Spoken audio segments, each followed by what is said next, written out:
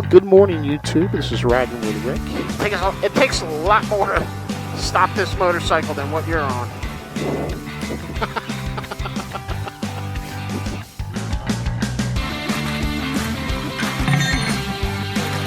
Pulling right next on top. You survived Fort Over John? Yeah, I And did. before you turn left here, make it really hard. Oh! Just like that. Just like that, yep. Hello, YouTube. This is Riding with Rick, and you probably guessed by now, I'm Rick. I wanted to make a video of how I route motorcycle trips. I've been wanting to make this video for a long time, but I've kind of been leery about it because there's so much information that I can confuse a person with, and it's kind of hard to put together something that is meant to be like a tutorial or maybe pass on information that I've learned over the years. I find that one of the greatest joys that I have with in around the sport of motorcycling or the hobby of motorcycling is the route planning aspect of planning trips. It's something to do on a rainy day or whatever, but it gets your head in the game. And so my better half and I, we're taking a trip up to the New York upstate area to go tour the southern end of the New York Finger Lakes. And in doing so, well, that requires a route, how to get to and from point A to point B. And I just also want to preface this video is that I'm going to relay some information on how I do it, with keeping in mind the nuances of the GPS on a 2018 Goldwing. 2018 or 2019 or 2020, it doesn't matter. I think Honda made a shift from their 5th gen previous wings to the 6th gen wing, where they took a jump from Garmin GPS to Harmon GPS, and in doing so, it's caused a lot of people beating up the new GPS system, and a lot of it I found is from a misunderstanding of not only how a GPS works, but misunderstanding maybe the shortcomings of the current wing GPS. Now, I took a look at my buddy's. He has a 2017 Goldwing ABS model and the GPS on that, which is a Garmin, and the new GPS by Kardon.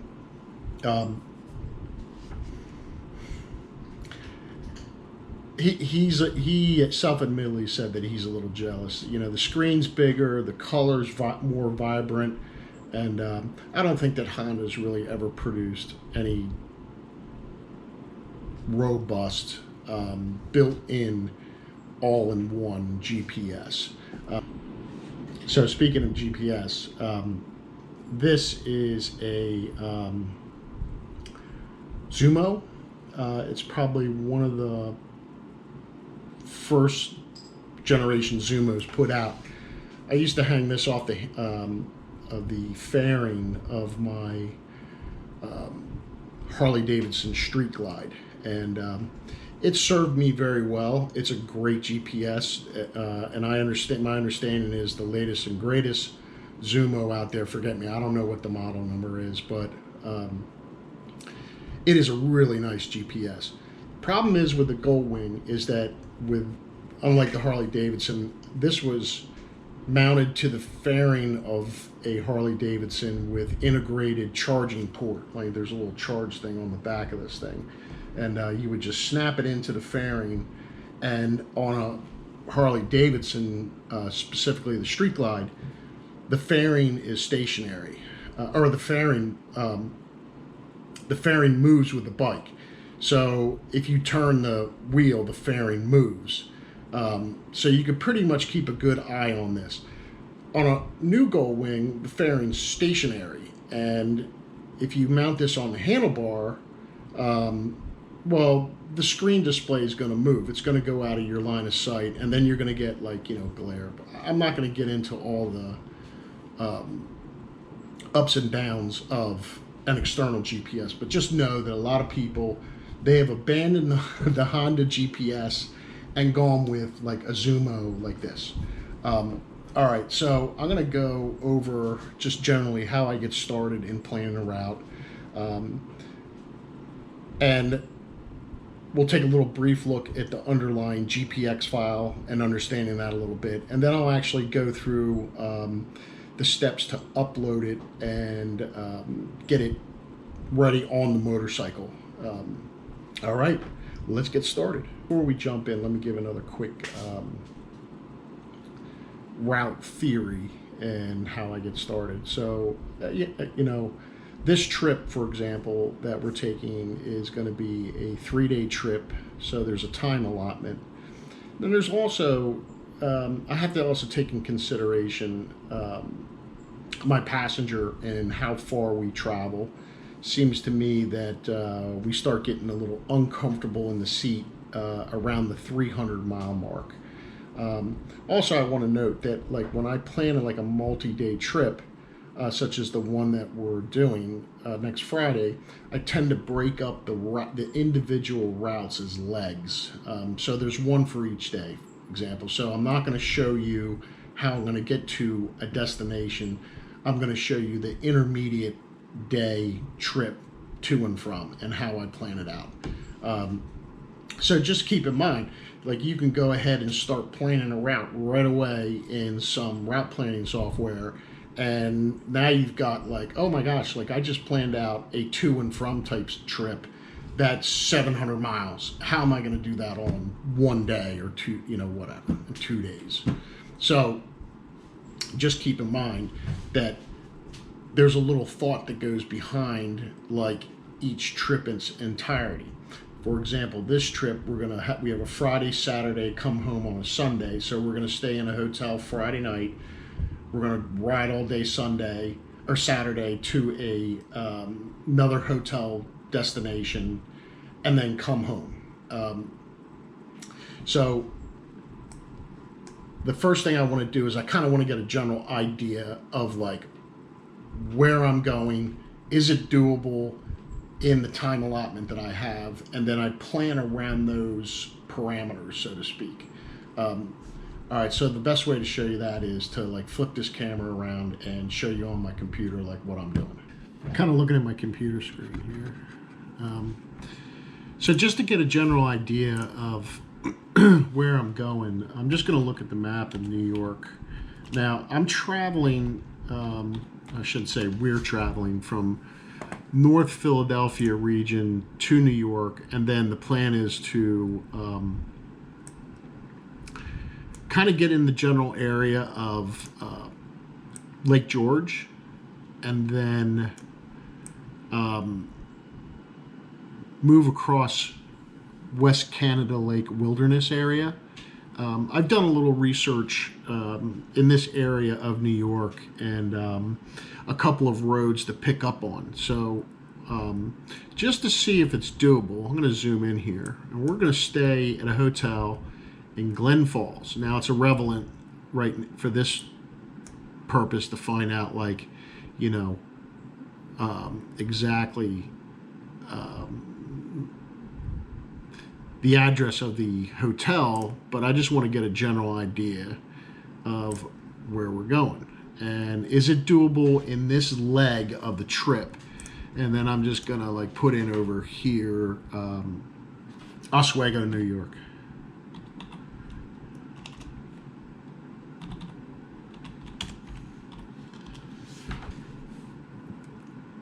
All right, so right out of the gate, it's 3 hours, 22 minutes, or 200 miles if I take a certain route. This is a little bit better, 3 hours, 44 minutes, 200 miles. Still within our parameters of actually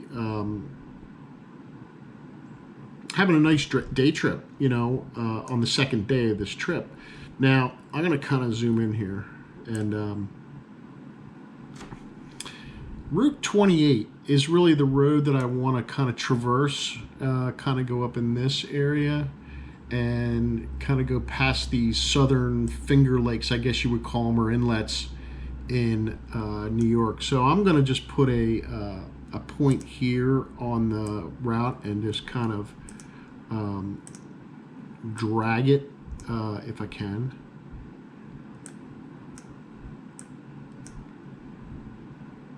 There we go. I'm going to drag it up here. All right.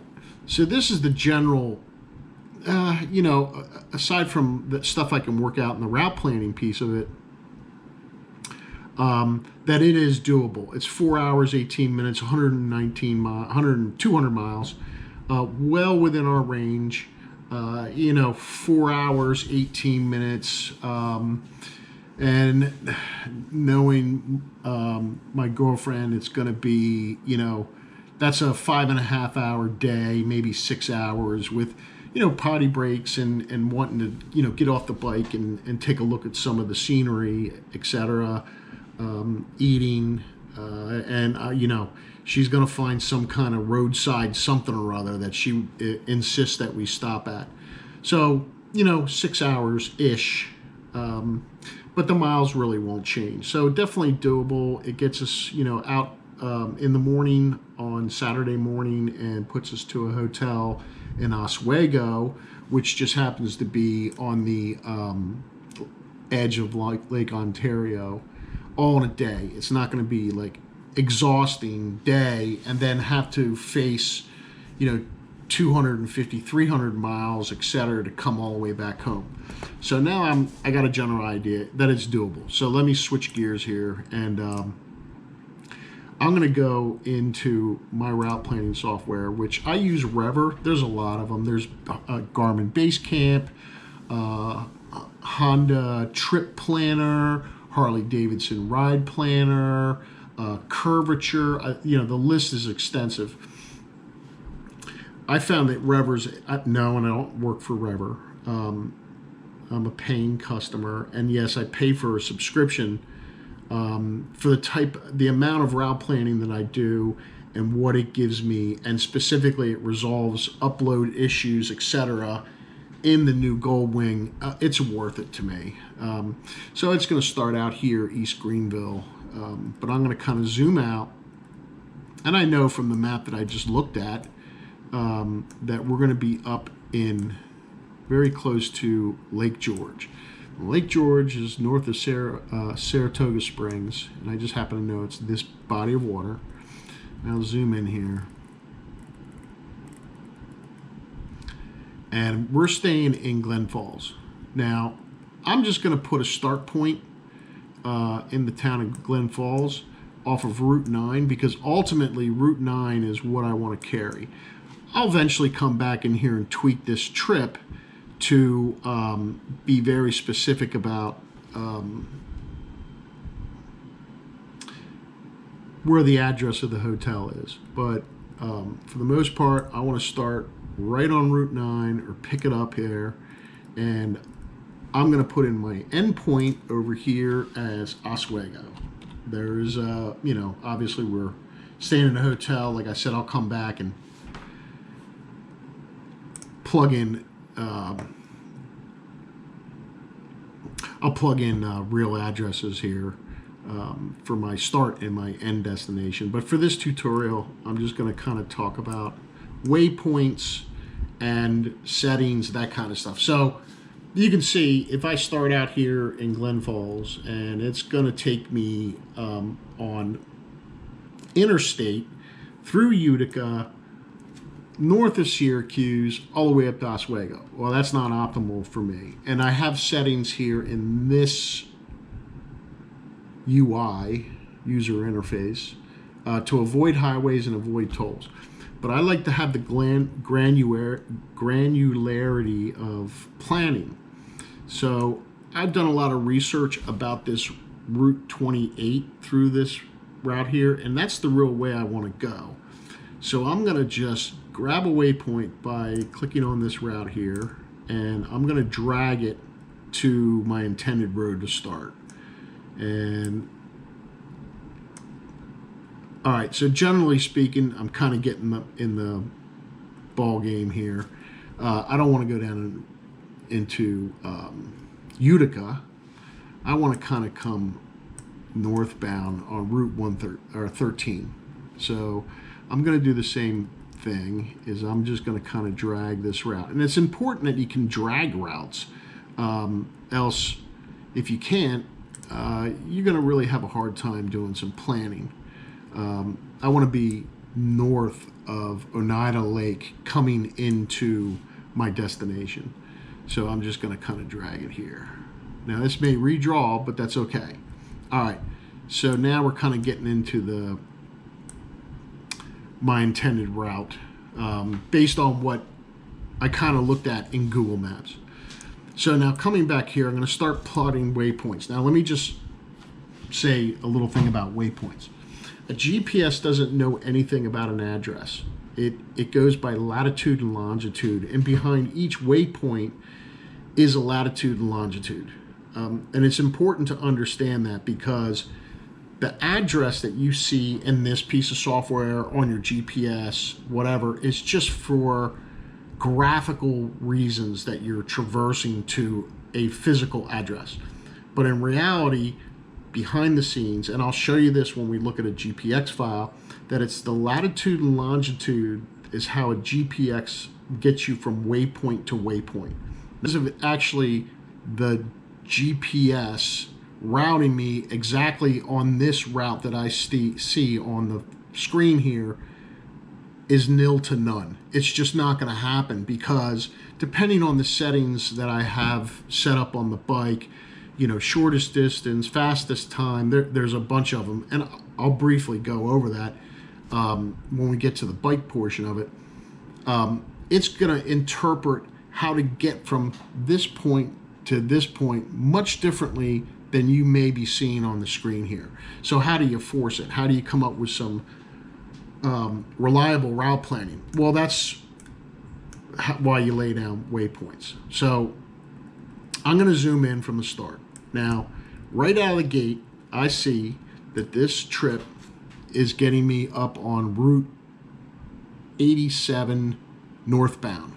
And I don't want to go on interstate.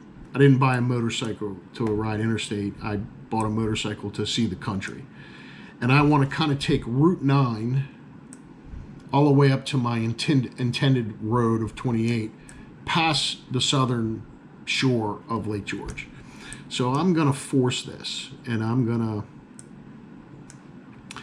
to take a waypoint here, right? This is my first waypoint, and I'm going to drag this waypoint, if I can, up to Route 9. Okay, so now it's kind of getting me in the ballpark. Now I will say in Rever there is a little quirk where it's always good to either double click on your waypoint, because I can see up here, as long as it graphically renders to a physical address, you're kind of rest assured that like your waypoint is on the road. See, if I kind of zoom down here, zoom in, and I really zoom in, it's not really on the road, but I can put it there. All right, see how that route line kind of changed a little bit? All right, so now I'm going to kind of zoom out and look at my route here, and I'm kind of moving along Route 9, and having already planned this route, it's still trying to get me onto 87 north. Well, I'm going to put another waypoint here, and I'm going to say get me back onto Route 9. All right, now kind of rest assured that the GPS is going to take me from, no matter the settings I have on my bike, they're going to take me from the start to here. There's no real road interpretation that if I say, hey, take me the fastest route, that it's going to kind of go this way and up on 87 and get me off here, because probably that is not the fastest route. And you have to kind of muck with that stuff to ensure that you have your bike set up the same way. But yet again, it's still trying to push me onto 87. But I'm going to force it again with another waypoint. And I'm going to do that, lay right here. And I'm going to drag this over to Route 3, probably around here.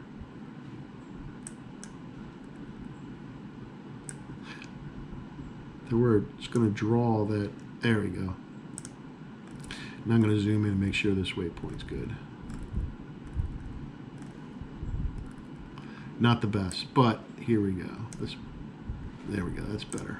I'll double click on it. All right, route number 3, 46 Canada Street, Lake George.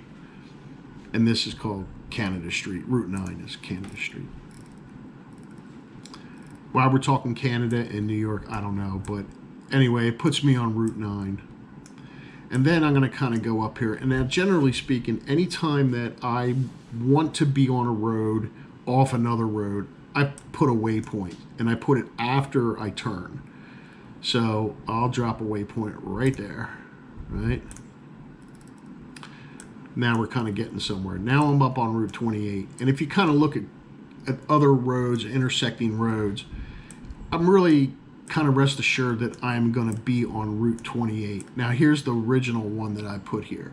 Now we look at 5, right? New York Highway 28. Well, I don't know what the latitude and longitude of that is, but it's way off the map.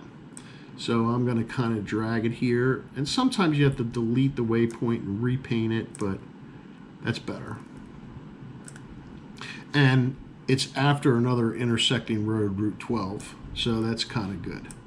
Now here's another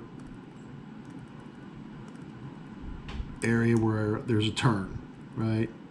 And if I put a waypoint, say, right here, well, again, my GPS is going to route me to that waypoint, latitude and longitude, no matter what. And if there was a road between here and here, or say here and here, well, it's still going to take me to that waypoint, depending on how I have the settings in my bike.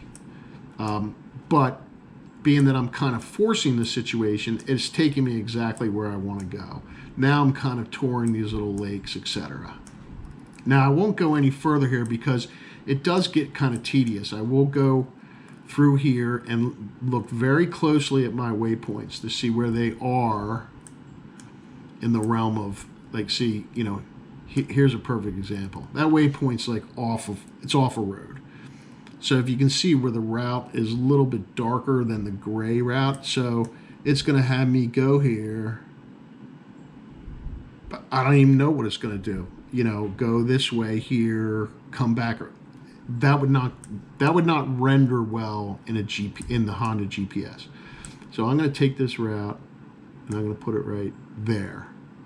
And now that's more on the road. It could be better. Just for there, double click it, make sure it renders. Yep, New York Highway 13. Okay. So like I said, I go through and I look at each little waypoint to see if it's needed, if it's not needed, because, you know, the more waypoints you have, it's, you know, your GPS is just giving you commands of, you know, your next waypoint is 300 feet. Your next waypoint is, you know, half a mile. It gets a little tedious, but it does ensure that you maintain the route that you want. I would probably put a couple more waypoints between 6 and 7, especially around the turn areas here. And then I would also look very closely between 7 and where I want to end up, to make sure that I'm not like kind of traversing, you know, through little towns. And if it is, then address that with a waypoint. So once I have that done, now with Rever, I'm just going to call this test, and we'll take a little look at the GPS file, or GPX file, and if you've never looked inside a GPX file, this might be a little bit of an eye-opener for you. Now, the reason why I use Rever is because it's very Honda specific. Here's an export option for Honda 2019 Plus. It really should be labeled Honda 2018 plus, but it also supports up to 99 waypoints.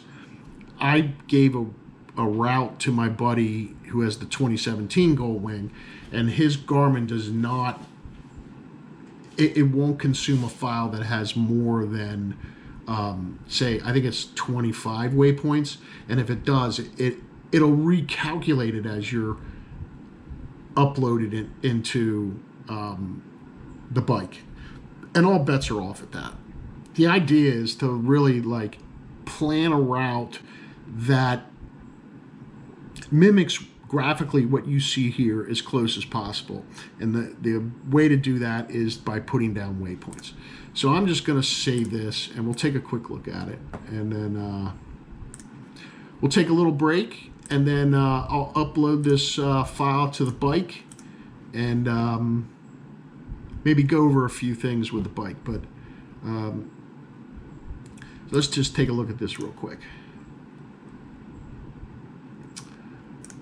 All right, so I'm just going to open this up in Notepad++. So I'm going to try to stay away from the geek talk here. I'm a software engineer by trade, so I'm not going to assume that everybody knows what they're looking at here. This is an XML file, right? There's a schema that's owned by Garmin that REVER obviously subscribes to. Metadata is the very first tag. When I say a tag, there's always a tag of some name, and then there's always an ending tag. Here's the end tag for meta. So if I collapse that, you see it only collapses the start and end tag. So the name of the file, metadata is information about the file. The name is test. There's me, that I'm the author, right? And REVER is, actually, I don't even know what that is for, but it doesn't matter. So the first tag we come across in this file is the name. Well, 243 West 1st Street, Oswego, New York happens to be my destination. It's probably something that you see on the GPX file, or on the, I'm sorry, on the Honda Goldwing display, GPS display. But ultimately, this is the RTE tag is the route, the overall route, right? The RTEPT is the actual waypoint and its information. So we have a latitude and a longitude.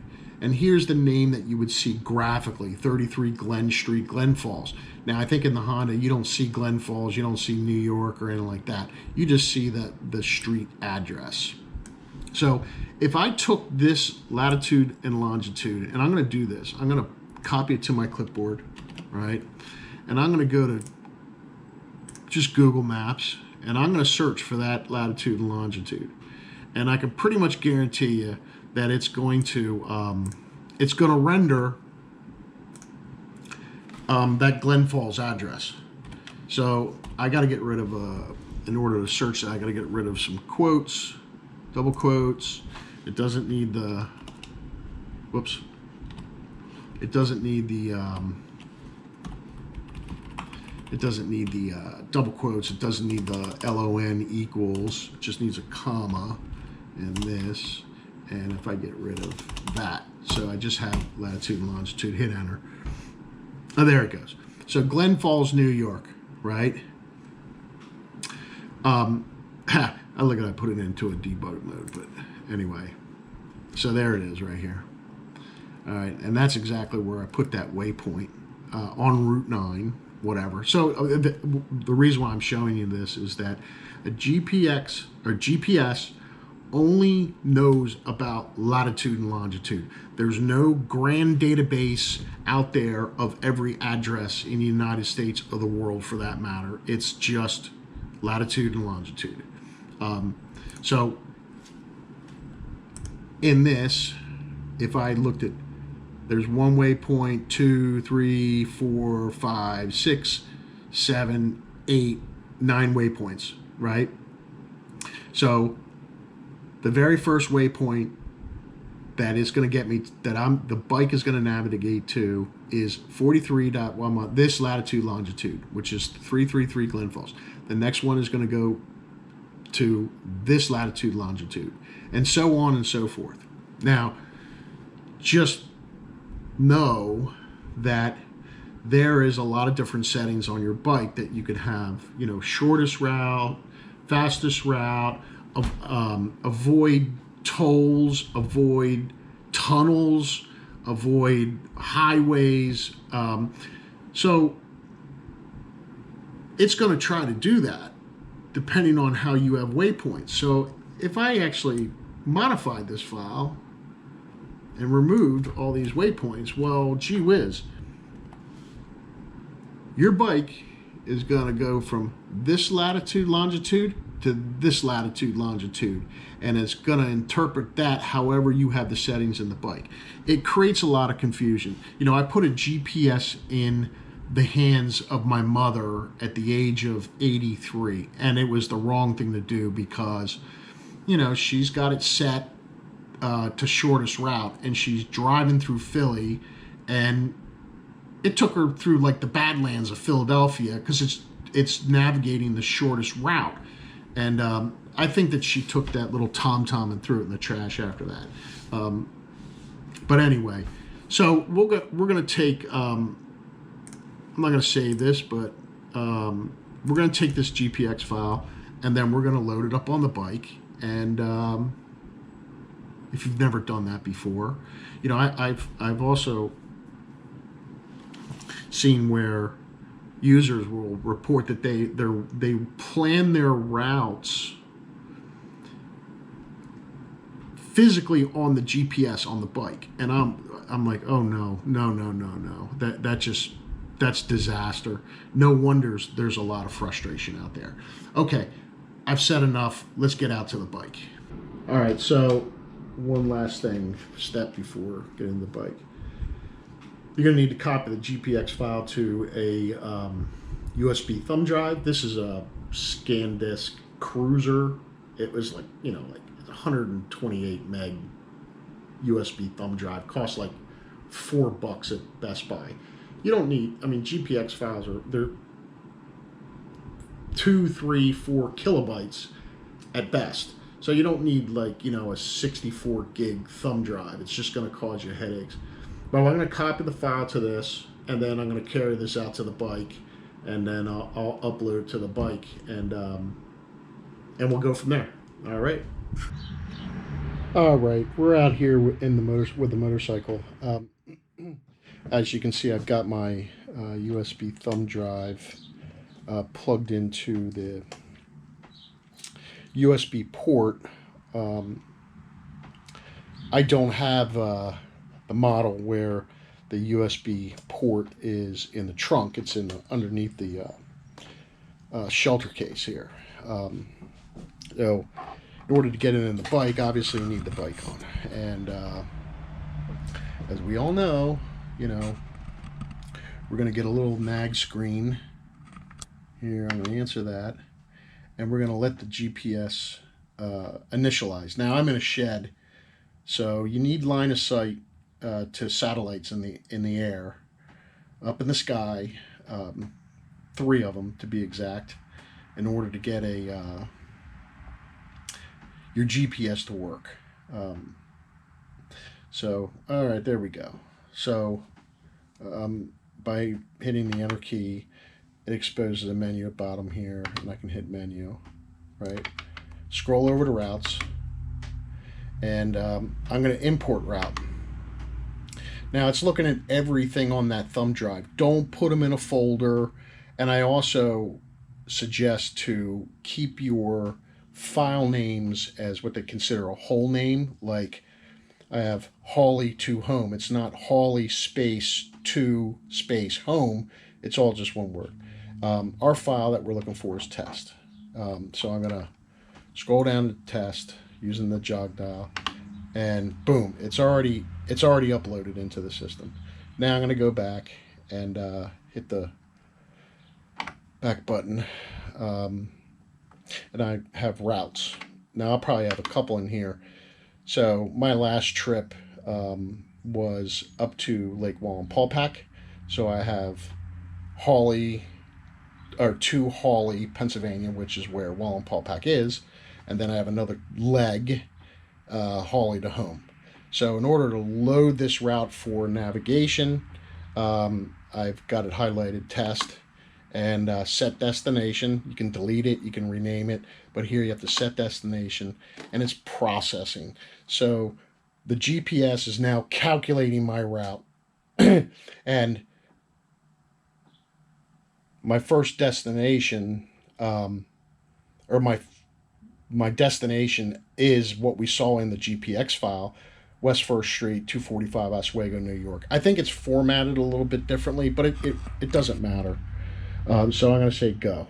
Now, you got to understand, too, that I'm sitting in Pennsylvania.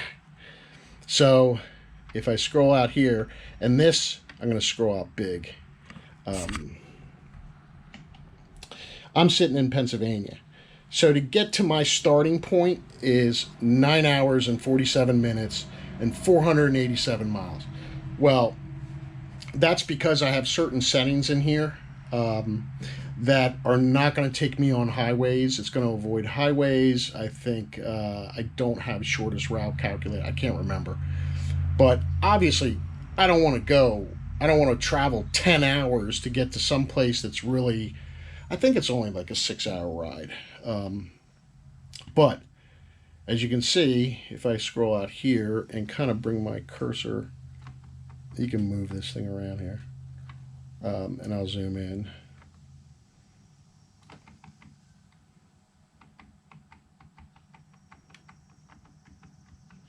All right, there's number 1. That's my first waypoint. That would be just outside of Queensbury. It's actually Glen Falls is where that would be my start. I'll zoom in a little more. Glen Street. And Glen Street is Route 9. So that's where I put down that first waypoint. All right. All right, just as a tip, in the Honda Goldwing, the new one, there is something that annoys me, and I won't go into all the annoyances, but the one big one is that as you're riding, if you go past a waypoint that the GPS doesn't estimate that you've reached, I mean, there has to be some type of proximity of the bike to that waypoint.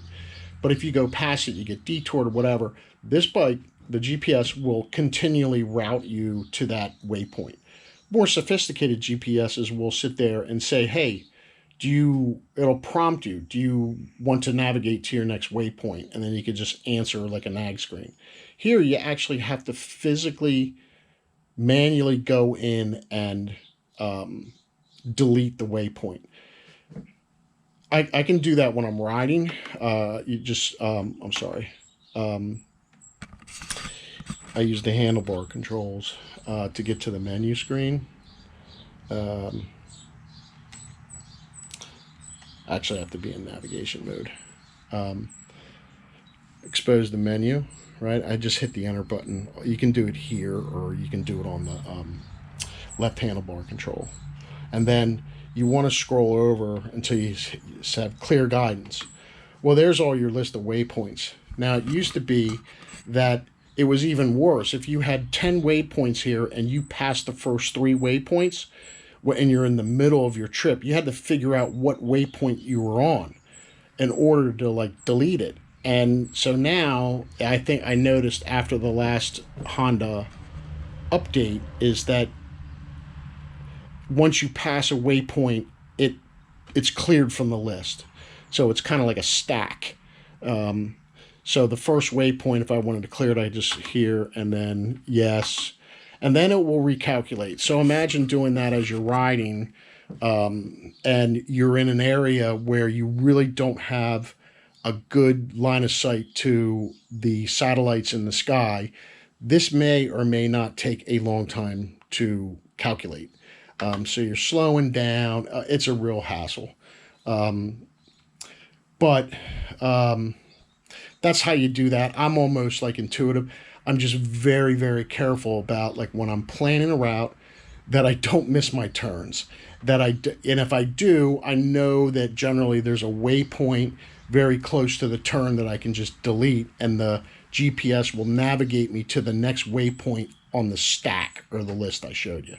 Okay, that's pretty much it. And I'm going to just go and end the clearance. So if I clear this and I say clear all route, it'll just have me stop routing. So now it's gone. And then I can go back, and I won't show you how to do this, but I can clean up my list because I don't want a route called test on my bike. All right, I will go back in the house because it is so hot. I call this the Honda. This is the Honda cave. It is very hot in the Honda cave. So I'm going to go back in the house and conclude this video. Okay, so in conclusion, I hope you liked the video. I was very hesitant about putting together because you could be led down a path of like a rabbit hole of information that is just overload, and I just barely scratched the surface just to show you that kind of like what I do. But I find it very enjoyable. I find it builds the anticipation of a big trip.